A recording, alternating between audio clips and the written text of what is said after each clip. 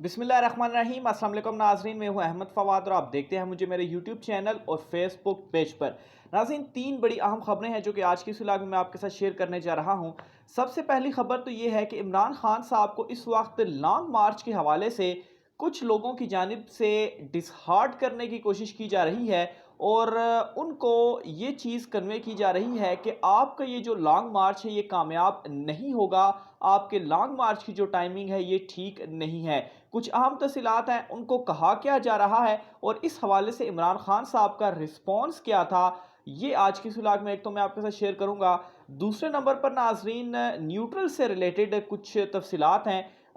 इमरान खान साहब बहुत ज़्यादा अग्रेसिव मूड में नज़र आ रहे हैं, कुछ राज़ों से पर्दा भी उठाया जा रहा है। न्यूट्रल से मुतल्लिक जो कोई रेस्ट हाउस वाला कोई मामला है, उस मामले के ऊपर से भी जो पर्दा है वो उठाया गया है। कुछ इस हवाले से भी तफसीलात जो है वो मैं आज की इस व्लॉग में आपके सामने रखूँगा। सबसे पहले नाज़रीन, मामला का आगाज़ मैं यहीं से करता हूँ कि इमरान खान साहब की जानिब से आज एक और बड़ा जलसा जो है वो किया गया है और ये जलसा मर्दान में किया गया है। अगेन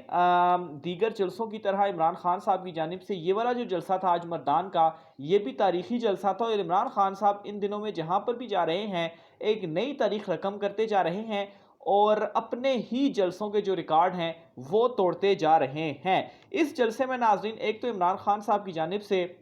कुछ अहम सवालात न्यूट्रल्स के ऊपर उठाए गए। पहले उसकी तफसीलात मैं आपके सामने रखता हूँ, फिर आगे जो है वो इस मामले पर बढ़ता हूँ।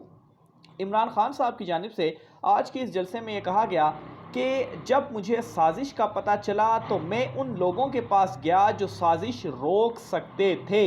जब उन्हें साजिश का पता चला तो जो लोग साजिश रोक सकते थे वो उनके पास गए थे, उनको बताया कि अगर ये साजिश कामयाब हुई तो फिर मुल्क की माइशत तबाह हो जाएगी, मगर अफसोस की बात है कि इस साजिश को रोका नहीं गया। मजीद उनकी जानिब से ये कहा गया कि मैंने इन लोगों के पास शौकत तरीन को भी भेजा जो खुद को न्यूट्रल कहते हैं कि जाएं और बताएं कि इस वक्त माइशत की क्या सूरत हाल है और अगर साजिश कामयाब हुई तो माइशत तबाह हो जाएगी। इसके अलावा उनकी जानिब से ये भी कहा गया और ये बड़े अग्रेसिव मूड में थे नाज़रीन इमरान खान साहब आज, और उन्होंने ये कहा कि किस किस आदमी ने हमारे खिलाफ साजिश की। साजिश करने वाले एक एक मीर जाफ़र की शक्ल मुझे याद है, एक एक मीर जाफ़र की तस्वीर मेरे दिल पर नक्श हो गई है। सुप्रीम कोर्ट के चीफ जस्टिस इस साजिश की खुली तहकीकात कराएं। तो आहिस्ता आहिस्ता नाज़रीन इमरान खान साहब बहुत सारे सवालात और बहुत सारी चीज़ों से पर्दा जो है वो उठा रहे हैं। इससे पहले तो सिर्फ हर जलसे के अंदर एक एक बात जो है वो इमरान खान साहब की जानिब से दबे लफ्ज़ों में बताई जाती थी। आज भी दबे लफ्ज़ों में ही बहुत सारी इमरान खान साहब की जानिब से बातें कही गई, लेकिन डिटेल में, और ये एक किस्म का इशारा भी किया और बताया कि जिन जिन लोगों ने मेरे खिलाफ साजिश की है उन मीर जाफ़र की शक्लें जो हैं वो मुझे याद हैं, यानी कि वो इन लोगों को एक्सपोज करेंगे। मज़ीद इमरान खान साहब की जानिब से आज के जलसे में अगेन जो चीफ इलेक्शन कमिश्नर हैं उनको ये कहा, उनके हवाले से ये कहा कि उनके होते हुए शफाफ इलेक्शन नहीं हो सकते, यानी कि उनका ये भी डिमांड है कि इनको हटाया जाए और कोई और शख्स इस जगह पर आए और वो फिर नए और शफाफ जो इंतखाबात हैं वो करवाएं। और इस हवाले से इमरान खान साहब आज ज़्यादा गुस्से में इस वजह से भी दिखाई दिए क्योंकि जो एक फ़ैसला आया मुनहरिफ अरकान जो थे कौमी असम्बली के, उनको चूँकि क्लीन चिट एक किस्म की मिल गई, वो जो रेफरेंस था वो मुस्तरद हो गया, तो इसके ऊपर इमरान खान साहब की जानिब से ये जो रद्द अमल था वो दिया गया। और न्यूट्रल्स के हवाले से ना सिर्फ इमरान खान साहब की जानिब से ये जो चीज़ें हैं वो कही गई आज के उस भरे जलसे के अंदर, बल्कि नाजरीन शरी मिजारी साहिबा जो हैं जो कि अहम रुकन भी हैं और सीनियर रहनुमा भी हैं पाकिस्तान तहरीक इंसाफ की, उनकी जानिब से भी मज़ीद कुछ खुले अल्फाज के अंदर इन न्यूट्रल्स के हवाले से जो चीज़ें हैं वो कही गई हैं, वो भी मैं आपके सामने रखता हूँ। तो साबिक वफाकी वज़ीर ने यह कहा है कि हमारे एक अक़लियती रुकन न्यूट्रल्स के रेस्ट हाउस में रह रहा था। अब ये जो उनकी जानिब से कहा गया कि अक़लियती रुकन, अब उनका जो अक़लियती रुकन था जो कि मुनहरिफ हुआ था वो एक रमेश कुमार ही था, اس کے علاوہ بھی کوئی ہو سکتا ہے، لیکن یہ بھی ایک میں آپ کو اپنا اندازہ بتا رہا ہوں کہ ایک اقلیتی رکن وہ ہو سکتا ہے۔ ان کے حوالے سے یہ کہا گیا کہ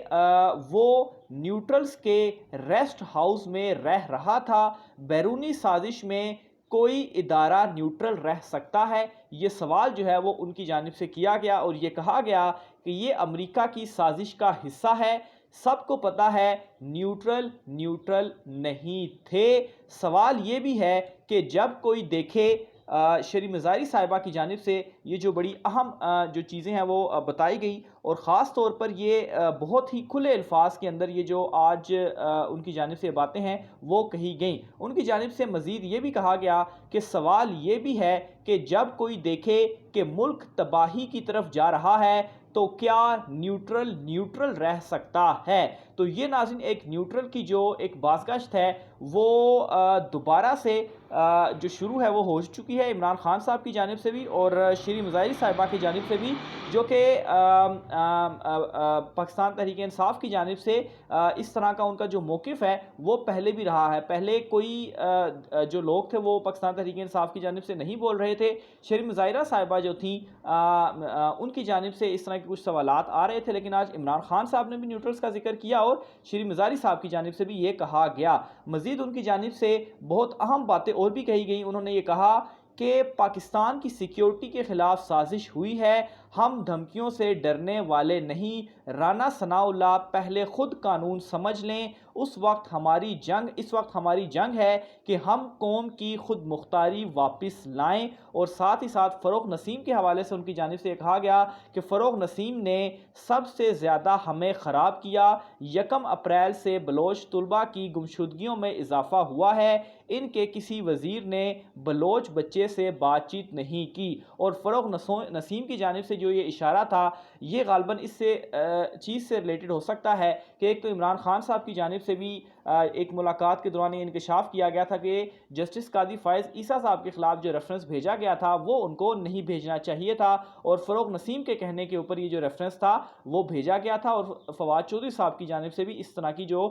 کچھ بیان تھا وہ دیا گیا تھا، اور شری مزاری صاحبہ کی جانب سے بھی فروغ نسیم کے حوالے سے جو کہا گیا کہ ہمیں خراب کیا، تو اسی سائٹ پر جو اشارہ تھا وہ موجود تھا۔ تو یہ ناظرین بہت ہی اہم تفصیلات شری مزاری صاحبہ کی جانب سے بھی اور عمران خان صاحب کی جانب سے بھی، اور یہ واضح اشارہ تھا کہ مزید آئندہ آنے والے جو دن ہیں اور جتنا زیادہ چیزیں لیٹ کی جائیں گی اتنا ہی مزید لوگوں کو ایکسپوز جو ہے وہ آہستہ آہستہ کیا جائے گا۔ دوسری سائڈ پر ناظرین عمران خان صاحب کی جانب سے ایک بڑا اہم پیغام بھی سامنے آیا ہے، اور یہ ناظرین عمران خان صاحب کو یہ چیزیں کہی جا رہی تھیں کہ چونکہ جو جون کا مہینہ ہے یا مئی کے اینڈ میں یا جو جون کا مہینہ ہے جو لانگ مارچ عمران خان صاحب لے کر آ رہے ہیں، اس وقت گرمی کی جو شدت ہوتی ہے وہ ایک تو عروج پر ہوتی ہے، آلموسٹ 40+ جو ٹیمپریچر ہوتا ہے وہ موجود رہتا ہے، اور اس دوران اگر عمران خان صاحب اپنا لانگ مارچ لے کر آئیں گے تو زیادہ لوگ گرمی کی وجہ سے شاید ان کے ساتھ نہ آئیں یا گرمی کی وجہ سے ان کے اس لانگ مارچ کے اندر شرکت جو ہے وہ نہ کر سکیں۔ حالانکہ جو جلسے ہیں وہ تو بڑے بڑے ہو رہے ہیں، لیکن جو جلسے ہیں ان کی اسپیسیفک ٹائمنگ ہوتی ہے اور اس کے بعد لوگ گھروں کو چلے جاتے ہیں لانگ مارچ میں، تو وہیں پر جو اسلام آباد میں دھرنا جو ہے وہ دینا پڑے گا۔ اس کے اوپر بھی عمران خان صاحب کی جانب سے یہ کہا گیا کہ جب مجھ جیسے 70 سالہ عمران خان کو گرمی نہیں لگتی تو میرے نوجوانوں کو بھی گرمی نہیں لگے گی۔ یہ بات ناظرین آج جلسے میں بھی عمران خان صاحب کی جانب سے کہی گئی کہ جہاں تک گرمی کا سوال ہے اور اس حوالے سے آپ کہتے ہیں کہ لوگ نہیں آئیں گے، تو میری عمر 70 سال ہے اور میں اگر مقابلہ کر رہا ہوں اور گرمی اگر مجھے نہیں لگے گی تو جو میرے نوجوان جلسے لانگ مارچ میں آئیں گے اور جو دھرنا دیں گے ان کو بھی گرمی نہیں لگے گی، اور یہ کام جو ہے اگر انہیں اپنی خود مختاری آزادی چاہیے تو اس گرمی میں بھی ان کو نکلنا پڑے گا۔ مزید تفصیلات بھی آپ ناظرین سے شیئر کرتے رہیں گے۔ آج کی ولاگ سے اتنا ہی، مجھے اجازت دیجیے، اللہ حافظ۔